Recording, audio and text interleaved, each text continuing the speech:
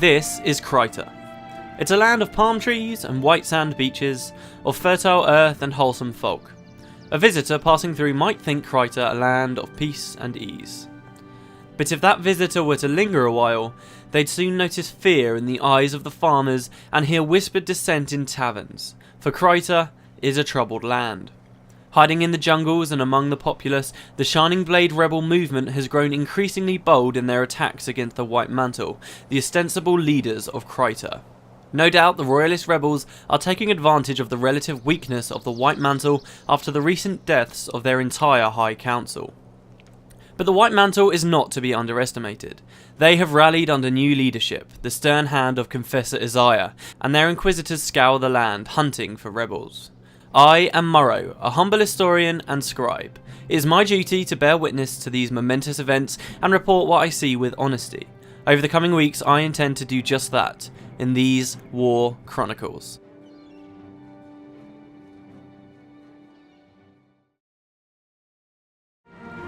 Hi guys, and welcome to the new series, Let's Play Guild Wars Beyond. So Guild Wars Beyond, this Guild Wars Let's Play series is going to be about the content that ArenaNet added for free to the game after they'd finished making Eye of the North. A couple of years after Eye of the North had finished, last year in 2010, they actually started adding new content completely free to players, and there's loads of it, and it's really cool. Guild Wars Beyond is being released in chapters.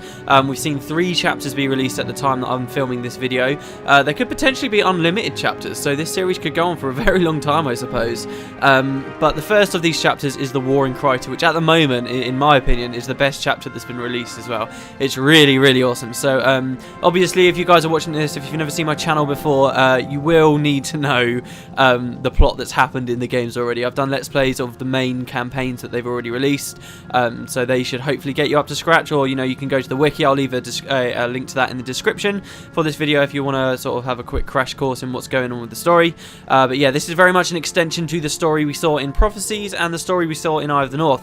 And in fact, if you guys want to play this along with me, you need to do it on a character that has either completed Prophecies or Eye of the North. But if you've only completed Prophecies, you do need to own the Eye of the North campaign. Just make that clear. So we, of course, have already completed all that. I've already done videos of all of that. So let's get cracking with it. This video, we're not actually going to be seeing Kryta, episode 1. I know, it's weird. I've been thinking about all the different things I want to do for this series and sort of what order I want to do stuff in. And yeah, it feels weird, but we're not going to be in Kryta for episode 1 of the War in Kryta, as bizarre as that sounds. Instead, we're going to be up here in Eye of the North, in the particularly cold regions of the far Shiver Peaks, checking out a single quest that we can get here from this guy here called Lieutenant Thackery, who says, hey, how's it going as we come out here into the Icecliff Chasms? You guys might recognize him if you've been watching my Eye of the North. You might have seen me go past him every now and in fact I explicitly came over and mentioned him. This is one way where a lot of players, if they're not familiar with War in Kryta or how all the content was released, this is one way I think a lot of players actually start playing it. The thing with War in Kryta is where the content came out in sort of really weird batches, it's really difficult to sort of understand specifically what quests you need to do. So I'm really looking forward to this series because I'll be able to show everybody exactly what needs to be done. This quest here is a nice quest. Basically this quest, this guy here, this character, was added into the 2009 Winter's Day event, okay, and they added a new character, a new storyline in 2009, and it was just this single quest that we're about to do. And then of course in 2010 they started expanding the story a lot further, and they made it so players could permanently get this quest all year round, and just change the name of the quest and some of the dialogue very slightly. So this man here is Lieutenant Thackery, okay, and he originally in 2009, at Christmas in 2009, he was in here in the Eye of the North, and you could speak to him there and do a festival quest. Now to find him, you have to complete Eye of the North first, or complete, sorry, the even Vanguard stuff in Eye of the North first, and then he'll start appearing out here, and that's how essentially you can start. This is one way to start with the War in Kryta, so this is what I'm going to show you for this video. So I will speak to Lieutenant Thackery.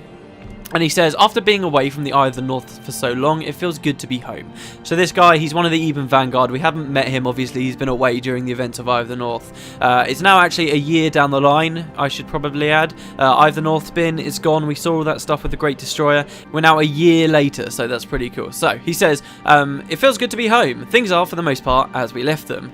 One thing does trouble me, though. Gwen secludes herself in the Hall of Monuments, continually staring into the scrying pool as if waiting for some response from beyond. It would mean a lot to me if you could spare a moment to check on her and maybe make sure she's doing alright. All that time spent alone isn't healthy. Okay, I always have time for a friend in need. The decline here?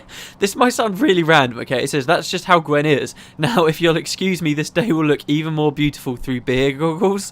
That just must seem completely random, right? That's because this quest was originally a festival quest. And they did update the decline dialogue. When this was a festival quest, the decline dialogue was, that's just how Gwen is. Now, if you'll excuse me, I'm going to go party like it's 10.99, which is just absolutely hilarious. And they did update it, so I guess it's kind of still assuming we're in the middle of a massive party, though. But anyway, I always have time for a friend in need. So we're going to go speak to Gwen. Now, you might have heard me, if you've seen Eye of the North, I ranted all the time about how annoying Gwen was. And I said a few times, I did amend that, but by the end, I did say that Gwen alone with the Eye of the North stuff, she's pretty cool. I don't mind the storyline, and it even feels like they kind of conclude her story somewhat. However, when they started releasing these new updates, they brought Gwen into the story a lot further. And that's because of quite a significant thing that will happen later in the story, which I will talk about later, that kind of puts her in quite an important position for Guild Wars 2. So they kind of reintroduced her to the story, and so we're going to get a lot more of Gwen being a moody bitch, basically. So I hope you enjoy that, guys, because you're going to have to get used to it. So we'll come out here and speak to her. Don't forget, this was usually a festival quest. The first time I ever did this was in 2009. Pretty awesome. We can come over to Gwen here.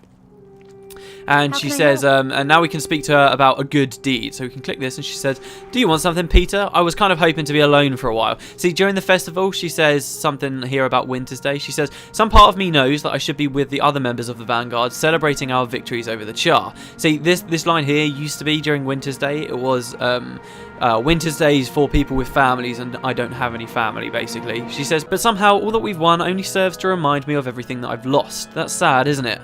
That way I feel that way? Maybe it doesn't make any sense, but that's how it is. And that's why I need to be by myself right now. I don't want to be a burden to anyone else. Okay, Gwen. Alright, cool. I don't think that's too bad. But obviously Lieutenant Thackery doesn't like the way some of his troops, shall we say, are handling. So we'll go back out and speak to him. Of course, during Winter's Day, it was a lot easier because we could just come to these guys here and just speak to him right here. But yeah, so I'm glad that they gave us the quest all year round, though, because you saw what happened with the Underworld and how I had to wait till Halloween to show you all the prerequisite quests for that. And that's just very annoying. It would mean that this Winter's Day coming up, and I will be doing a lot of coverage on Winter's Day when it comes up, don't get me wrong. But when that comes up, it will mean that basically I would have to do a lot more, and I don't even know what I'd do here to make everything make sense. So we'll speak to Thackery again. Hey, it's going well, thanks, man. So he says, Lieutenant Thackery, leader of the Eben Falcons, at your service. Okay, so the Eben Falcons, we've not heard of these guys before. The Falcons are one of the advanced scout groups for the Vanguard. Right, so we were deep behind enemy lines when we received word of the attack on Captain Langmar's unit. We returned immediately, but it seems we were too late. It was a blessing that you came to their aid, and for that we owe you a debt of gratitude. So all this stuff we were doing in Eye of the North, there was actually another group out there called the Eben Falcons who would have backed us up should we have failed miserably and died on the field. So allow us to shoulder the responsibility for now. My unit will be stationed here for the time being. You can leave the Vanguard to us. Alright, cool. She says, so this guy is still subordinate to Langmar, who's like on top, but he's got his own group of people, the Falcons. So we tell him about Gwen, and he says, I see. I understand how she feels. We need to make her understand that she's not alone, that the Eben Vanguard is her family as well. I have an idea, but it will take some work and a special kind of gift. If you're up to it, take this sketch of Gwen's emblem to Valgar Tempest Crafter. He's a Norn artisan who recently returned to Olafstead. He'll help if you tell him I sent you. We have worked together in the past. Okay, alright, cool. So, we'll go speak to these guys. So, even Falcons, a lot of the Norn, as we'll see in a second, a lot of the Norn have actually met these guys and like them quite a lot, which I find is really awesome. Like this guy here, Tempest Crafter, we'll speak to him. And he says, creating a piece of armor is nothing. Crafting something that will stand against the test of time in combat is true mastery. I've actually read that out before in Eye of the North, if you remember. And he says, you are a friend of a brave one called Thackery? That one lived among us for a time. He has a Norn's courage and cunning, even if he has human blood. I am Valgar, shaper of fire, magic, and steel. I can see Thackery requires one of my magical pendants and wishes this emblem on it. The metal crafting won't take long. However, to truly fulfill Thackery's request, you must take the pendant to Varahar Fells, where the shaman, Leffy Spirit Chaser, communes with the land of the dead. He will imbue it with the power of spirits drawn to this symbol. I warn you, human, this task should not be taken lightly. Very interesting. And I think I just realised something that would be a massive spoiler for later. I did! Oh man, that is so awesome. We'll be speaking to this guy again. If you guys have played through Warring Kryta and the stuff that comes after it, you might remember when we come to speak to him again. That's so awesome, given what happens here. Sorry, I'm being all cryptic and not making much sense to some of you. Right, let's go out. We're going out into Varahar Fells. A spot in Varahar Fells where they commune with the dead? That doesn't sound right, does it? There's no weird spot in Varahar Fells that's close to the mist or anything, right? Yeah, we're going back to that place again. I told you, there's so many quests there. I'll see you when we get there, okay? Alright, here we go. So yeah, we're back in the forest. Pretty awesome place. I actually love this place. The thing is, I think this is the last time we're actually going to be coming here now. I think I've shown you all the quests, but yeah, they're all to do with communing with the underworld. One thing before we actually go in the ring I remembered on my way here. If you press L, you know what I was talking about with it being a festival event quest? It actually is still categorized as one, despite the fact that it's not really available just in festivals anymore, but that's like your best evidence there of why. So if you look at that when you start playing the Warring Kryta stuff and you wonder why that says festival event quest, it's because it's kind of left over from what the quest initially was. So yeah, we'll come over here to the rocks. Oh, so familiar. I've been here a million times. This time there's another Norn here. He's called Leffy Spirit Chaser. And we will say to him, we'll walk inside him accidentally. He says, life is not about a moment in time. Rather, it's a constant stream of action and emotion. The signs are there for those willing to open their eyes. Okay. There have been whispers in the other world and an echo of your footsteps. You walk the path of destiny tonight, human. I will perform the ritual of spirit finding for you, but you will need to protect me while I commune with the dead. The gates to the spirit realm are weak this time of year, so be wary. There is no telling what might come through while I hold open the door. This quest is actually quite difficult, if I remember. Like, you get all kinds of different things. Like, they keep attacking you in waves. First, it's just some quite simple shadow tears. I think mostly they're stuff that you find in the underworld, which is super cool. It's like literally like he's opened a gate to the underworld here that they're running through. I don't think the Norn particularly believe in the underworld, though. They believe in different things. They seem to believe in the Hall of the Heroes, if you remember, like, because they call it the Hall of Spirits.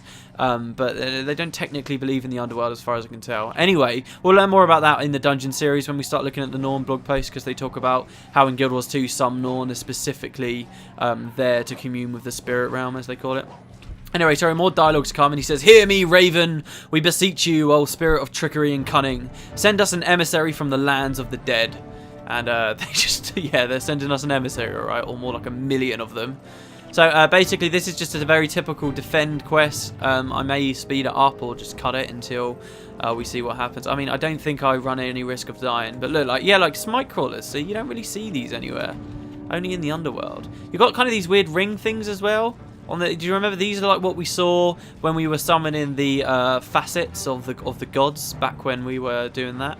Actually, did I mention that the episode I did recently where we were with Glint? I don't think I mentioned it. You know, I talked about how in that video, how in the Dragon's Lair you fight facets, and the facets are look just like the facets of the gods.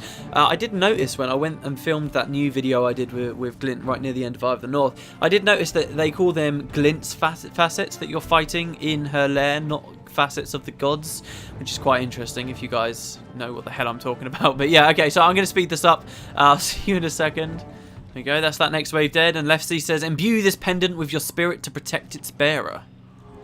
Holy crap. Oh yeah, I think this is the last wave. Now you get a load of tortured spirits just appearing out of nowhere. Look at them all. And they look like Ascalonians as well, which is quite interesting regarding what we're about to see happens in the quest. I'm pretty sure they are Ascalonian spirits, maybe people who died in the searing, like Gwen's mother did. There we go, that's all of them. Leffy says, welcome, spirit, back to the mortal realm. What connection do you have to the sigil on this pendant? If we look to the left, we'll see a ghost, Sarah. Yeah, I mentioned her for a real reason. This design was for my daughter. I embroidered it on her clothes when she was just a child. I can feel that she has much saddened through hardship and loneliness, and I weep for her. I give a piece of my heart to ensure her happiness and give her strength. Tell her that I have never forgotten her and that I will always love her. It is done, says Leffy. The spirits have spoken. Return with this pendant, now imbued with the spirit of family. So I think it's kind of lame that this quest doesn't actually give you the item in the inventory, or you don't have to take it. it. But that's the plot, basically. Now we've got this thing that was embroidered. And actually, if you do go back to pre-searing Ascalon and speak to Gwen or look at the little girl, you will see on her shirt a pretty cool like symbol. And I'm pretty sure it's supposed to be the same one. It's really, really quite cool. So yeah, there we go. We'll go speak to Gwen now that we've got this thing. Actually, no, I think, yeah, we'll speak to Lieutenant Thackery first. And continue on. So back out in the Ice Cliff Chasms to speak to Thackery. Hey, how's it going? Not too bad. And he says, welcome back. Yes, this pendant will work perfectly. It holds the feeling of true family within the still now. A love that cannot be severed even by death. Well done, Peter. I think, though, perhaps you should present this gift to her. It may make her uncomfortable to receive something so exquisite from someone whom she hardly knows. Hey, yeah, sure, yeah. It's not like I grew up with Gwen or anything. Well, no, we didn't grow up together, I suppose. But we knew each other before Ascalon got shat on, basically. So, yeah, we'll go through. You speak to Gwen.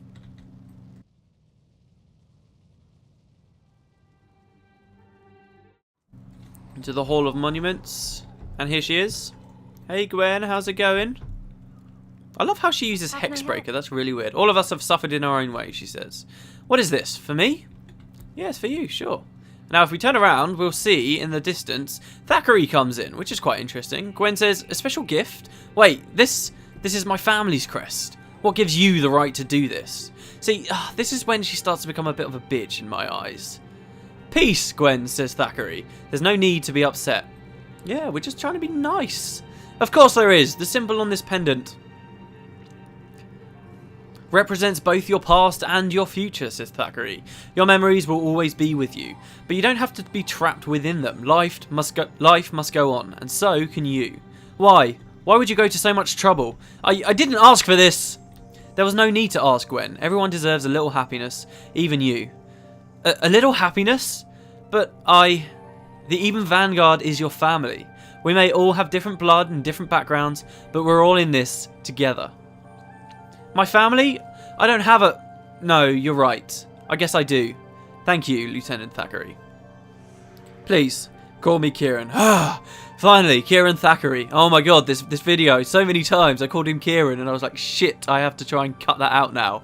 Yeah, okay, right, his real name is Kieran Thackery. I might have even spoiled that in Eye of the North. There you go, that was like the big reveal there though. So there you go, we'll know him as Kieran from now on, Kieran Thackery. And this is great, and you might be able to kind of tell from the dialogue there, this kind of dialogue, you don't really, it's very soap opera-y. That's kind of what it reminds me of anyway. And you don't really see it in Guild Wars that often until now. And this really expands into, you see a lot of this basically, or expand quite a lot.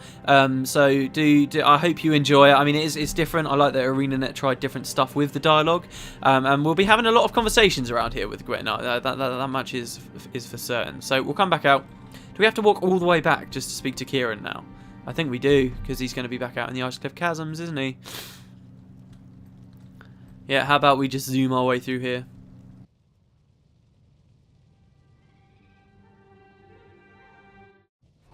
Hey Kieran, why did you run away so we had to come all the way back over here for the reward? He says, she seems so much happier now. That meant a lot to her and to me. Thank you for the part you played in all of this. Consider me your friend and know that I will do anything I can for her. And for you if you need me.